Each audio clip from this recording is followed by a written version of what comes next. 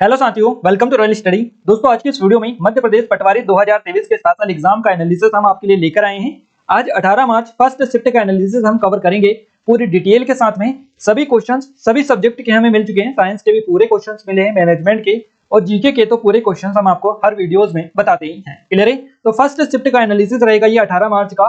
पूरा अंत तक जरूर से देखें क्योंकि सारे क्वेश्चंस यहाँ पर आपको पता चलने वाले हैं। क्लियर है? गाइस, आपको बता दें इस वीडियो की जो पीडीएफ फाइल है वो आप एप्लीकेशन पर डाउनलोड जाकर कर सकते हैं। एप्लीकेशन की लिंक डिस्क्रिप्शन में दे रखी है। ये स्टेप आप फॉलो करेंगे आपको बड़ी आसानी से मिल जाएगी। इसके ऊपर हमने एक वीडियो भी बना दिया है जो कि आप देख सकते हैं। टेलीग्राम पर वो वीडियो आपको मिल जाएगा, वहां पर हमने डाल दिया है। क्लियर है? हमारी पटवारी की स्पेशल टेस्ट सीरीज है जिस पर काफी अच्छा स्पेशल ऑफर चल रहा है और काफी ज्यादा डिस्काउंट इस पर चल रहा है। अगर आपने इनरोल नहीं किया कर लीजिएगा, बेस्ट टाइम आपके लिए है। एग्जाम से पहले आप अच्छे से प्रैक्टिस कर लीजिएगा। क्लियर है? अब फाइनली स्टार्ट करते हैं हम हमारे पहले क्वेश्चन से। देखिए, सभी सब्जेक्ट के जो क्वेश्चन है वो यहाँ पर आपको हम जैसा कि बताते ही हैं। अब यहाँ पर हम सबसे पहले जीके और करंट अफेयर के क्वेश्चंस कवर करते हैं जैसा कि हर वीडियोस में करते हैं हम। तो यहाँ पर हमारा जो पहला क्वेश्चन निकल कर आ रहा है, पहला क्वेश्चन है हमारा, कान्हा-किसली राष्ट्रीय उद्यान में किसके जंगल पाए जाते हैं? तो कान्हा-किसली राष्ट्रीय उद्यान में जो जंगल पाए जाते हैं ये साल और बांस के जंगल पाए जाते हैं। याद रखिएगा, दोनों में से या तो दोनों आपको ऑप्शन में मिला होगा या एक ऑप्शन में आपको मिला होगा। क्लियर है? तो साल और बांस के जंगल यहाँ पर बेसिकली पाए जाते हैं। देखिए, यहाँ पर कान्हा-किसली राष्ट्रीय उद्यान से कल भी क्वेश्चन बना था बारहसिंगा से रिलेटेड। इसके अलावा बारहसिंगा वाला क्वेश्चन इससे पहले बना था, यानी लगातार रिलेटेड क्वेश्चंस बन रहे हैं। अगर आपने हमारे एनालिसिस अगर डेली बेसिस पे देख रहे हैं, आप पूरी डिटेल आप कवर कर रहे हैं, तो आई थिंक गाइस आपके मतलब 2 से 3 नंबर के क्वेश्चन तो इसी एनालिसिस में से बन रहे हैं। हम आपको विद प्रूफ बताएंगे, आगे भी 2 क्वेश्चन और बने हैं इसी एनालिसिस में कल वाले में से। क्लियर है? पूरा डिटेल के साथ आपको बताएंगे। क्लियर है? देखिए, हरे भरे साल और बांस के जंगल, घास के मैदान यहाँ पर बेसिकली पाए जाते हैं कान्हा-किसली राष्ट्रीय उद्यान में। कहां पर है ये आपका? मंडला और बालाघाट जिले में है मध्य प्रदेश के कान्हा राष्ट्रीय उद्यान। मध्य प्रदेश का सबसे बड़ा और सबसे पहला राष्ट्रीय उद्यान ये है। इसका जो क्षेत्रफल है ये है 940 वर्ग किलोमीटर। क्लियर है? और मध्य प्रदेश में कान्हा राष्ट्रीय उद्यान 1955 में अस्तित्व में आया था और बाघ परियोजना के तहत 1974 में ये बनाया गया, शामिल किया गया था। कान्हा राष्ट्रीय जो उद्यान है या कान्हा बाघ टाइगर रिजर्व है, ये बाघ रिजर्व का मूल रूप है। उद्यान की विशेष ऐतिहासिक उपलब्धि रेयर हार्ड ग्राउंड है। यहाँ पर देखिए, rare hard ground swamp deer है यहाँ पर, जिसको बेसिकली बारहसिंगा बोला जाता है। तो इसका ये वाला नाम भी आप याद रखिएगा, rare hard ground swamp deer इसको बेसिकली बोला जाता है। हो सकता है अगली शिफ्ट में यही आपसे बन जाए।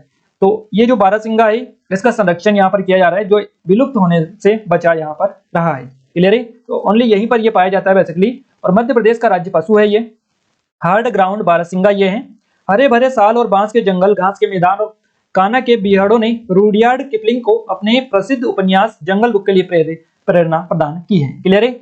और इसमें भारतीय तेंदुआ है, बंगाल टाइगर देखने को मिलता है, बारहसिंगा यहाँ पर है, दलदल हिरन जिसको बेसिकली बोला जाता है, भारतीय जंगली कुत्ता यहाँ पर है, सुस्त भालू, ढोल जैसे कुछ प्रजातियां भी यहाँ पर देखने को मिलती है। और यहाँ आधिकारिक तौर पर एक शुभंकर है, बारहसिंगा द भूरसिंगा। इसको पेश करने वाला भारत का पहला बाघ अभयारण्य ये है कान्हा टाइगर रिजर्व। याद रखिएगा, क्वेश्चन इसीलिए यहाँ से आपका बना था। इसको किसने डिजाइन किया था? तो रोहन चक्रवर्ती ने किया था और ये कान्हा टाइगर रिजर्व का एक मैस्कॉट है। क्लियर है? अगला क्वेश्चन पूछा गया है, पार्श्व गायक सान मध्य प्रदेश के किस शहर से संबंधित है? पार्श्व गायक है सान और इनका जो संबंध है मध्य प्रदेश के खंडवा जिले से है। याद रखिएगा, मध्य प्रदेश की जितनी भी बॉलीवुड हस्तियां हैं उनके ऊपर हम वीडियो ऑलरेडी काफी दिन पहले दे चुके थे, उसको आप सर्च करके देख लीजिएगा, वहां से क्वेश्चन आपके बनेंगे। क्लियर है? तो खंडवा आपका सही जवाब रहेगा। खंडवा से इनका संबंध है, शांतनु मुखर्जी इनका पूरा नाम है और शान के नाम से बेसिकली इनको पहचाना जाता है। तो एक भारतीय पार्श्व गायक, अभिनेता, टेलीविजन प्रस्तुतकर्ता ये हैं जो बंगाली, हिंदी, बंगाली, मराठी, असमिया, कन्नड़, तेलुगु, तमिल, गुजराती, मराठी, मलयालम और उर्दू भाषा की फिल्मों और एक टेलीविजन होस्ट में सक्रिय ये हैं। इनके जन्म की बात करें तो इनका जन्म 30 सितंबर को हुआ 1972 को खंडवा मध्य प्रदेश में और इनका असली नाम है शांतनु मुखर्जी। गाइस, इसके अलावा आपको बता दें, इंदौर का जो स्वच्छता सर्वेक्षण वाला जो सॉन्ग गाया था वो भी इनके द्वारा ही गाया गया था। तो याद रखिएगा, ये हम आपको इसलिए बता दें ताकि आप अच्छे से इनके बारे में अपडेट रहें और याद रखें। नेक्स्ट क्वेश्चन निकल कर आ रहा है। अगला क्वेश्चन पूछा है, मुगल बादशाह अकबर का मकबरा कहां पर है? तो अकबर का जो मकबरा है ये सिकंदरा में, और अगर आपको आगरा ऑप्शन में मिला था तो आपका आगरा भी सही रहेगा। क्लियर है? सिकंदरा मिला था तो सिकंदरा सही रहेगा, आगरा मिला था तो आगरा सही रहेगा, यानी आगरा में ही आता है आपका सिकंदरा। तो अकबर का जो मकबरा है ये सिकंदरा आगरा में स्थित है। इसका निर्माण अकबर द्वारा 1605 में शुरू करवाया गया था। गाइस, अकबर का यह मकबरा है और अकबर ने इसको शुरू करवाया था। याद रखिएगा, अमेजिंग फैक्ट है ये, 1605 में शुरू किया था और जहांगीर द्वारा इसे पूरा करवाया गया था। क्लियर है? सिकंदरा का नाम जो है सिकंदर लोधी से जोड़ा गया है। यह एक सुंदर 5 मंजिला मकबरा है। इसका अकबर का मकबरा है, बेसिकली ये 5 मंजिला मकबरा है ये है, और ये मंजिला वाले क्वेश्चंस बनते हैं, आज भी बना है। मुगल काल के दौरान अकबर सबसे शक्तिशाली सम्राटों में से एक था। जन्म हुआ था 1542 में, मृत्यु हुई थी 27 अक्टूबर को 1605 में। क्लियर है? अकबर तीसरे नंबर का मुगल सम्राट था और शासनकाल जो रहा है अकबर का ये 1556 से 1605 के दौरान रहा है। क्लियर है। 13 वर्ष की छोटी सी उम्र में इन्हें 1556 में ताज पहनाया गया था और 1564 में उन्होंने गैर मुस्लिमों पर लगाए गए जिज़ा कर को समाप्त कर दिया गया था। क्लियर है। तो ये डिटेल याद रखिएगा, यहाँ से क्वेश्चंस बनते हैं और आपको बताइए मुगल काल से रिलेटेड क्वेश्चंस आपके कितने ज्यादा पूछे जाते हैं। औरंगजेब से कल पूछा गया था, आप आज अकबर से पूछ लिया, हो सकता है कल शाहजहां से पूछ लिया जाए या और किसी से जहांगीर से पूछ लिया जाए, तो आप उनको कवर कर लीजिएगा। नेक्स्ट क्वेश्चन पूछा गया है business standard banker of the year award 2020-21 के लिए किस बैंक के एमडी और सीईओ को चुना गया है। सही जवाब रहेगा आईसीआईसीआई बैंक। आईसीआईसीआई बैंक के एमडी और सीईओ है संदीप बख्शी, इनको चुना गया है। कौन सा अवार्ड है ये, business standard banker of the year का अवार्ड है 2020-21 के लिए इनको चुना गया है। क्लियर है। तो आईसीआईसीआई बैंक के एमडी सीईओ संदीप बख्शी को business standard award of the year 2020-21 के लिए चुना गया है। बख्शी ने अक्टूबर 2018 में कार्यभार संभाला था और देखिए 1986 से आईसीआईसीआई समूह के साथ में ये जुड़े हुए हैं। आईसीआईसीआई लिमिटेड और Lombard general insurance, ICICI bank और आईसीआईसीआई प्रूडेंशियल लाइफ इंश्योरेंस से पूरे समूह में कार्य इन्होंने संभाला है। क्लियर है। अगला क्वेश्चन पूछा गया है आपसे मध्य प्रदेश का गठन कब हुआ था। तो मध्य प्रदेश का गठन हुआ था 1 नवंबर 1956 को। कल वाली वीडियो में हमने बताया था एनालिसिस में, आपको आई थिंक सभी को ये पता हो। क्लियर है। छत्तीसगढ़ मध्य प्रदेश से अलग होकर कब हुआ था। तो 1 नवंबर 2000 को हुआ था छत्तीसगढ़ अलग और 1 नवंबर 1956 को मध्य प्रदेश का गठन हुआ था। हो सकता है ये भी पॉइंट आपसे बन जाए। और मध्य प्रदेश का देखिए, मध्य प्रदेश से जो छत्तीसगढ़ अलग हुआ है ये भारत का 26वां राज्य बना था। क्षेत्रफल की दृष्टि से मध्य प्रदेश दूसरा सबसे बड़ा भारतीय राज्य है। कल आपसे जनसंख्या के मामले में पूछा गया था, तो आप ये क्षेत्रफल की दृष्टि से में दूसरे नंबर पर है मध्य प्रदेश, तो ये भी याद रखिएगा। 1950 में मध्य भारत को पूर्व ब्रिटिश मध्य प्रांतों से बनाया गया था। क्लियर है। और यहाँ उत्तर में उत्तर प्रदेश, पूर्व में छत्तीसगढ़, मध्य प्रदेश की जो सीमा लगती है उत्तर में उत्तर प्रदेश, पूर्व में छत्तीसगढ़, पश्चिम में राजस्थान से लगती है और गुजरात दक्षिण में महाराष्ट्र, गुजरात और दक्षिण में महाराष्ट्र से घिरा हुआ है, दक्षिण में महाराष्ट्र से घिरा हुआ है। आप याद रखिएगा पश्चिम में राजस्थान और गुजरात से लगती है और दक्षिण में महाराष्ट्र से ये लगती है। वर्तमान में मध्य प्रदेश में 52 जिले हैं, अभी एक जिला और बन रहा है, अभी बना नहीं है। क्लियर है। याद रखिएगा महूगंज है उसका नाम, जो कि रीवा से अलग करके बनाया जाएगा, अभी गया नहीं है। क्लियर है। तो अब 52 जिले हैं और 52वां जिला निवाड़ी है, जिसको 1 अक्टूबर 2018 को बनाया गया है। निवाड़ी को टीकमगढ़ से अलग करके बनाया है, ये भी आप याद रखिएगा। और मध्य प्रदेश में वर्तमान में 10 संभाग है, 10 के नाम आपको याद होने चाहिए। नेक्स्ट क्वेश्चन है और नेक्स्ट हम थोड़ी सी और डिटेल आपको कवर करवा दें। वर्तमान में सीएम है शिवराज सिंह चौहान, राज्यपाल है मंगूभाई छगनभाई पटेल, राजधानी भोपाल है। राजकीय पशु जो कि कल पूछा गया था, दलदल का मरग जिसको बारहसिंगा बोला जाता है। राजकीय पक्षी है पैराडाइज फ्लाईकैचर जिसको दूधराज बोला जाता है। राजकीय फूल कमलास है और राजकीय वृक्ष है बरगद। क्लियर है। तो इन सभी के बारे में आप याद रखिए। नेक्स्ट क्वेश्चन पूछा गया है आपसे, हिमालय में कौन सा दुर्लभ और विलुप्त प्राय प्रजाति का जीव पाया जाता है। तो ये ग्रीफोन वल्चर है इसका नाम, आई थिंक यही आपको ऑप्शन में मिला होगा। तो ग्रीफोन वल्चर एक काफी दुर्लभ और विलुप्त प्राय प्रजाति का जीव है। हिमालय का काला भालू, मेघवर्ती, देखिए हिमालय में कई सारे जीव ऐसे पाए जाते हैं, काला भालू, मेघवर्ती तेंदुआ, इसके अलावा लंगूर, बिडाल परिवार की प्रजातियां यहाँ पर बेसिकली देखने को मिलती है जहाँ के जंगलों में। और अन्य कुछ जानवर भी देखने को मिलते हैं जैसे कि बकरी, तहर जैसे मृग भी इसमें पाए जाते हैं। वृक्ष रेखा से ऊपर की ऊंचाई पर कभी कभार हिम तेंदुआ, भूरे लाल पांडा और भूरे भालू, इसके अलावा तिब्बती याक यहाँ पर देखे जा सकते हैं। इसके अतिरिक्त भी बहुत सारे दूसरे जानवर जैसे कि बंदर, सियार, भेड़िया, नीलगाय, चीतल इत्यादि भी जो कि यहाँ पर देखे जाते हैं। अगला क्वेश्चन पूछा गया है सिंधिया का दरबारी कवि कौन था। इस तरह से क्वेश्चन पूछे गए, अगर आपको राइट आंसर पता है तो आप बता दीजिएगा। ऑप्शंस आपको मिले थे गुम्बद, तो मुसलमान, इस तरह से ऑप्शंस मिले थे। तो यहाँ पर हमारे लिए तो काफी डिफिकल्ट है इस तरह के क्वेश्चंस। देखिए यहाँ पर ये क्वेश्चंस में थोड़ा सा पैटर्न भी चेंज है और ये डिफिकल्टी होती है जो आधे अधूरे क्वेश्चंस होते हैं उनका राइट आंसर बताने में।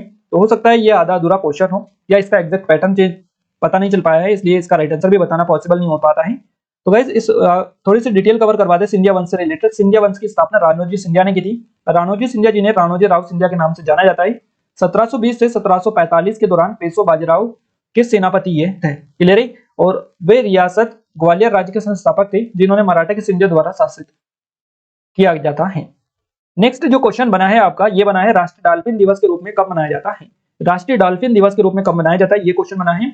और दूसरे स्टूडेंट बता रहे थे हमारे कि 5 अक्टूबर को कौन सा दिवस मनाया जाता है, इस तरह से क्वेश्चन पूछे। दोनों एक ही क्वेश्चन है, बट आंसर और क्वेश्चन में अलग अलग डालना है, बस और कुछ नहीं करना है। क्लियर है। देखिए राष्ट्रीय डॉल्फिन दिवस जो मनाया जाता है ये 5 अक्टूबर को मनाया जाता है और 5 अक्टूबर को मनाया जाता है राष्ट्रीय डॉल्फिन दिवस। बात एक ही है, क्वेश्चंस को कैसे भी आप आंसर में डाल दो या क्वेश्चन में डाल दो, बात एक ही है। तो डॉल्फिन के महत्व के कारण 5 अक्टूबर को डॉल्फिन संरक्षण के लिए जागरूकता बढ़ाने के लिए प्रतिवर्ष राष्ट्रीय डॉल्फिन दिवस के रूप में मनाया जाता है।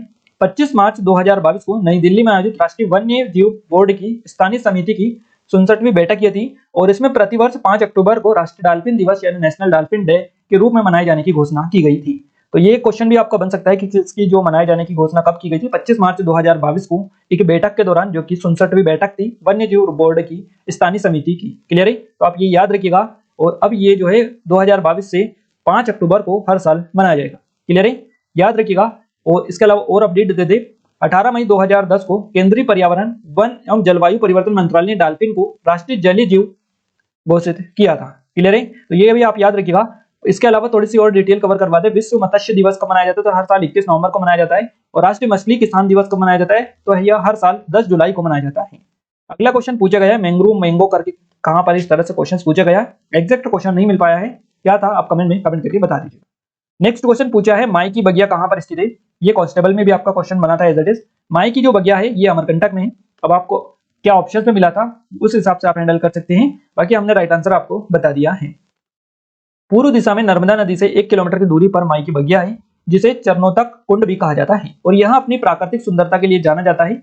ग्रामीणों के बीच प्रचलित लोक कथाओं के अनुसार यह माना जाता है कि नर्मदा अपने मित्र के साथ में इस जगह पर खेलने के लिए आती थी, यहाँ पर खेला करती थी और एक सुंदर लड़की थी जिसका नाम गुलाब कवली था, जो 12 वर्ष की लड़की थी। तो आप याद रखिएगा, माँ नर्मदा के बारे में बेसिकली यहाँ पर बात की जा रही है और उनके बारे में ही ये मान्यता प्रचलित है। तो इसीलिए इस स्थान को माई की बगिया कहा जाता है।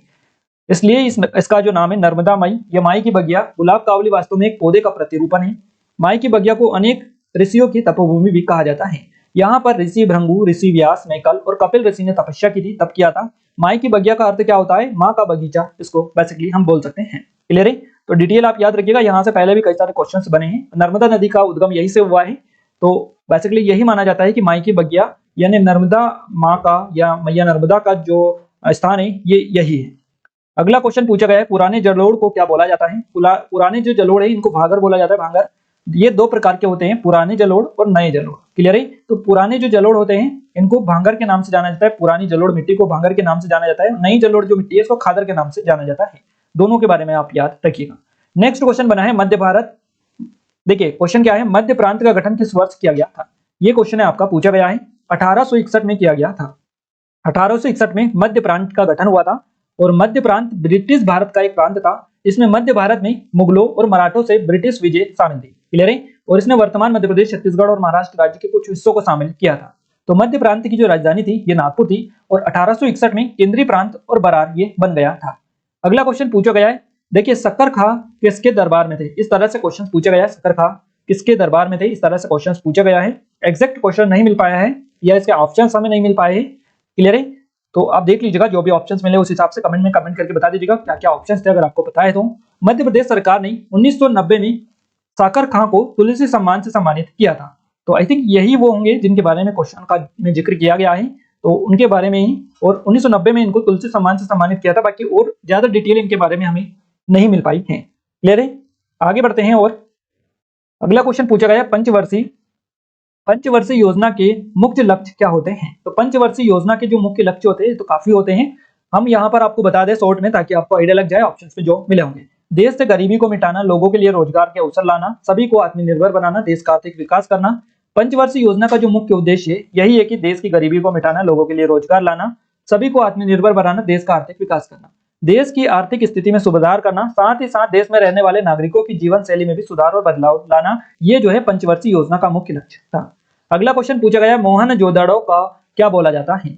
ये क्वेश्चन और एक क्वेश्चन आपका कल पूछा गया था मोहनजोदड़ो से रिलेटेड, और एक क्वेश्चन उसके पहले पूछा गया था। अभी तक 3 क्वेश्चन पूछे जा चुके हैं मोहनजोदड़ो से रिलेटेड।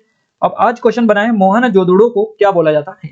तो मुर्दों का टीला बोला जाता है। याद रखिएगा, कल वाले वीडियो में, आई थिंक परसों या कल वाले वीडियो में हमने इसके बारे में जिक्र भी किया था। अगर आपने देखा होगा तो ये आपका कवर हो चुका होगा।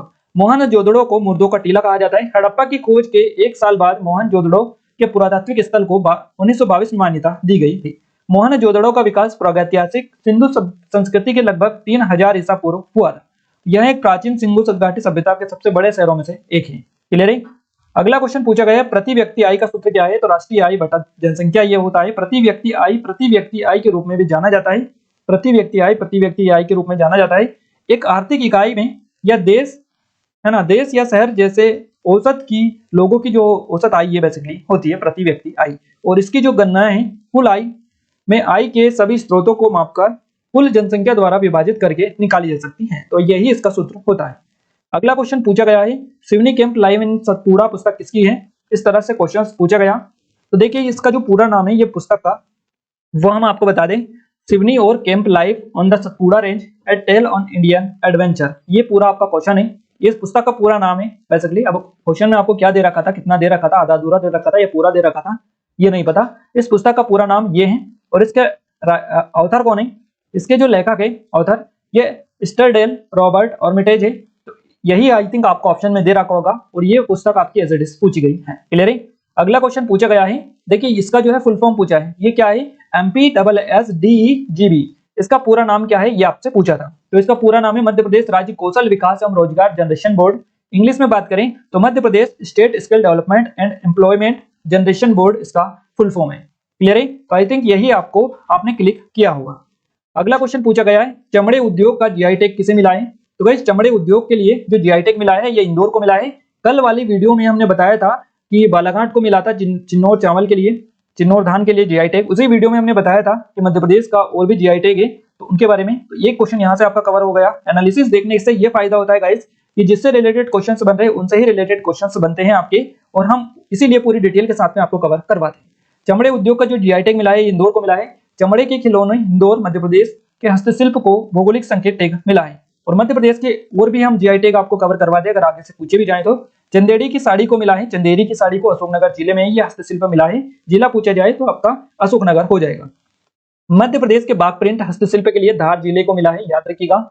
इसके अलावा दतिया और टीकमगढ़ का बेल मेटल वेयर हस्तशिल्प है, इसको मिला है जीआई टैग। महेश्वर साड़ी और कपड़े हस्तशिल्प के लिए इनको जीआई टैग मिला हुआ है। दतिया और टीकमगढ़ का बेल मेटल वेयर लोगो हस्तकला के लिए इसको मिला हुआ है। और ये जो आपको बताया दतिया और टीकमगढ़, इसको बेल मेटल हस्तशिल्प के लिए मिला है और इसको हस्तकला के लिए मिला है।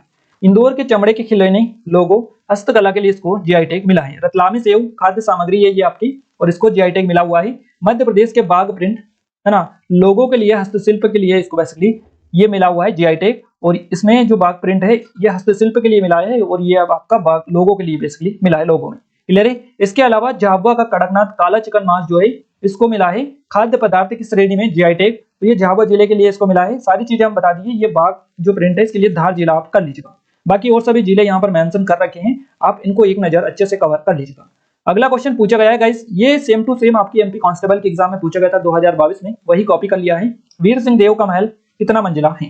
वीर सिंह देव महल जो है, वीर सिंह देव महल जो कि दतिया में, कितना मंजिला है? ये 7 मंजिला है। एज इट इज आपका कांस्टेबल में बना था। क्लियर है? और कल वाली वीडियो में हमने आपको बताया था वीर सिंह देव महल पूछा था आपसे कल भी, तो कल भी हमने आपको बताया था कि ये आप इसके बारे में पूरी डिटेल हमने बता दी थी। तो वहां से ये क्वेश्चन भी आपका कवर हो चुका है। आप देख सकते हैं कितने ज्यादा क्वेश्चन कल वाली वीडियो से बने हैं। दतिया में वीर सिंह महल 7 मंजिला है, और इसे सतकंडा या दतिया महल भी कहा जाता है। इसे राजा वीर सिंह देव ने बनवाया था, और यह लकड़ी लोहे के उपयोग के बिना पत्थर और ईंट से बनाया गया है। इसमें लकड़ी और लोहे का यूज नहीं किया गया है। आपको याद आया होगा कल भी हमने बताया था आपको कि बिना लकड़ी और लोहे के यूज से इसको बनाया गया है, ओनली पत्थर और ईंटों से। यह शहर दतिया के पश्चिमी हिस्से के में एक अलग चट्टान पर स्थित है, और यह महल भारतीय इस्लामिक वास्तुकला का एक आदर्श उदाहरण है।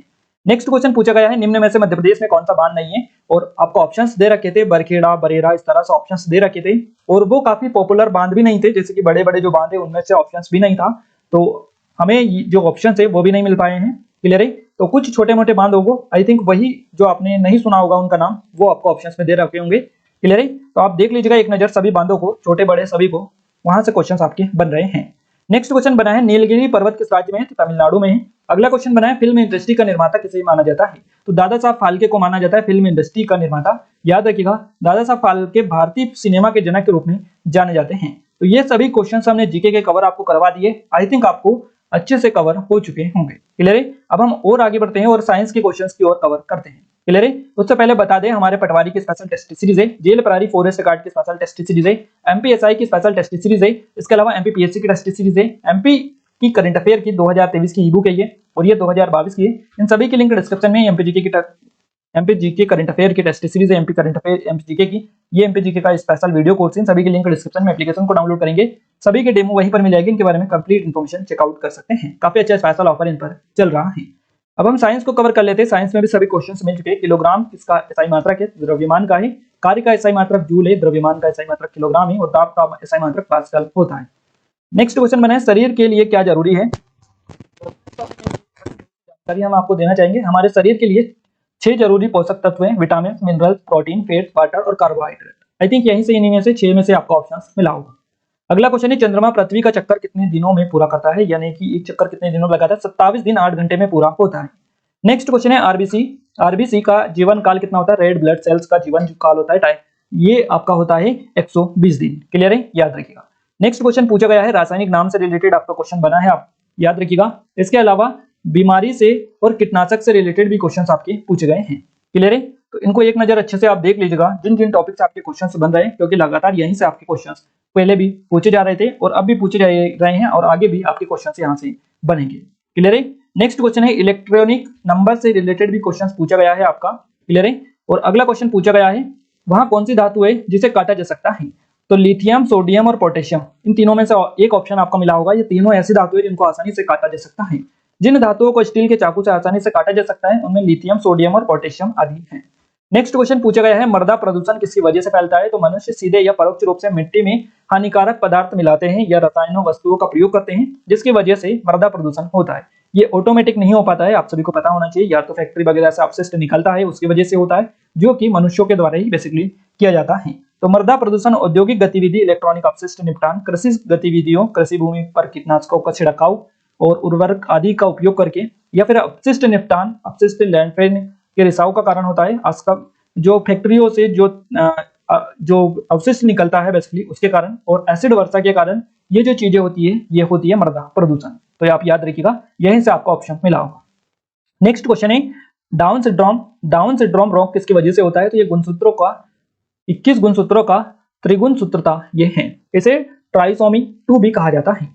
नेक्स्ट क्वेश्चन पूछा गया है डब्ल्यूबीसी को क्या बोला जाता है? तो इसको ल्यूकोसाइट्स बोला जाता है। श्वेत रक्त कोशिका यानी व्हाइट ब्लड सेल्स ये होती है। तो आरबीसी डब्ल्यूबीसी दोनों से क्वेश्चंस आपसे पूछे गए हैं। श्वेत रक्त कोशिकाएं डब्ल्यूबीसी, इनको श्वेताणु ल्यूकोसाइट्स भी बोला जाता है। क्लियर है। सफेद रक्त कणिकाएं व्हाइट ब्लड सेल्स शरीर के संक्रामक रोगों और बाह्य पदार्थों से रक्षा करने वाली प्रतिरक्षा प्रणाली की कोशिकाएं ये हैं। क्लियर है। और आरबीसी को रेड ब्लड सेल्स बोला जाता है, आप याद रखिएगा। नेक्स्ट क्वेश्चन है एल्यूमिनियम की संयोजकता कितनी होती है? तो इसकी संयोजकता जो होती है ये +3 होती है। एल्यूमिनियम ऑक्साइड एल्यूमिनियम और ऑक्सीजन का रासायनिक यौगिक है, जिसका रासायनिक सूत्र होता है Ai2O3, याद रखिएगा। नेक्स्ट क्वेश्चन है रसायन। देखिए अगला क्वेश्चन है आयरन और भाप के परिणाम का सूत्र क्या?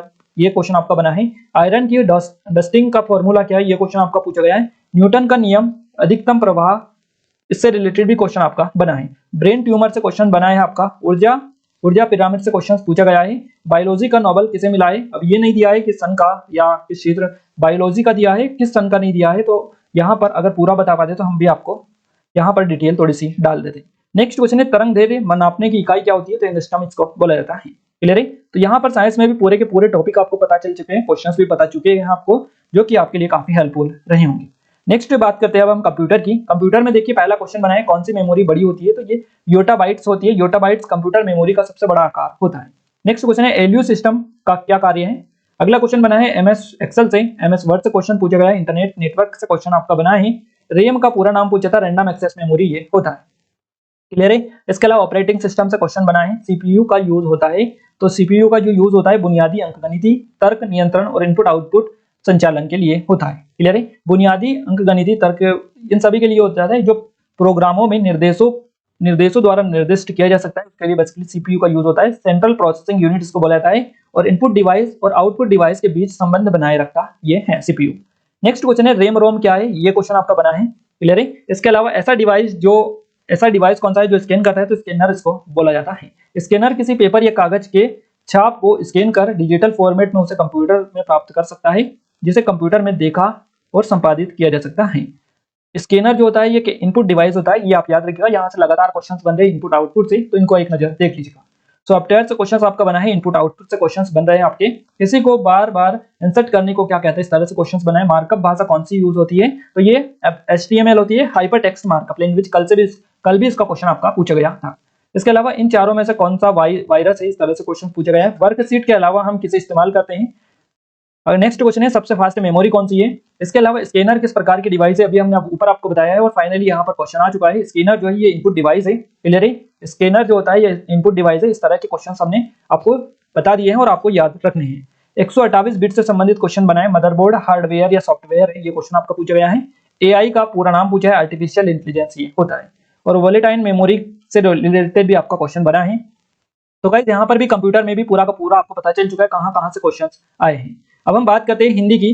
देखिए गाइस, हिंदी में जो क्वेश्चंस बन रहे हैं वो जिन टॉपिक से स्टार्टिंग में क्वेश्चंस बन रहे थे सेम उसी टॉपिक से क्वेश्चंस आपके आ रहे हैं। कोई भी नया टॉपिक यहाँ पर देखने को हमें नहीं मिला है कि नए किसी टॉपिक से क्वेश्चंस आ रहे हैं। बस क्या होता है कि किसी दिन किसी टॉपिक से ना आकर किसी एक टॉपिक से ज्यादा आ रहे हैं, बाकी सभी टॉपिक सेम पैटर्न फॉलो यहाँ पर हो रहा है। कर्मधारय समास से क्वेश्चंस आए, तत्पुरुष समास से क्वेश्चंस आए, संधि से आए, अनेक वाक्य के लिए एक शब्द से क्वेश्चंस बने, वर्तनी शुद्ध से क्वेश्चंस बने, पर्यायवाची से क्वेश्चंस पूछे गए, बहुवचन पूछे गए हैं, अनुप्रास अलंकार की परिभाषा कौन सी है, देशज विदेशज से क्वेश्चंस पूछे गए हैं, यमक अलंकार से क्वेश्चंस बने और चांदनी का पर्यायवाची आपसे पूछा है, विलोम शब्द पर्यायवाची, ये लगातार आपके बन रहे हैं। क्लियर है। बात करें मैनेजमेंट की तो रोजगार से रिलेटेड क्वेश्चंस बना है आपका, निर्देशन से क्वेश्चंस पूछे गए, संगठन से क्वेश्चंस पूछा गया है, सिद्धांत से क्वेश्चंस पूछे गए, प्रबंध की अवधारणा से क्वेश्चंस बनाए हैं, नियोजन से क्वेश्चंस बनाए और परिभाषा से रिलेटेड भी क्वेश्चंस पूछे गए हैं मैनेजमेंट में।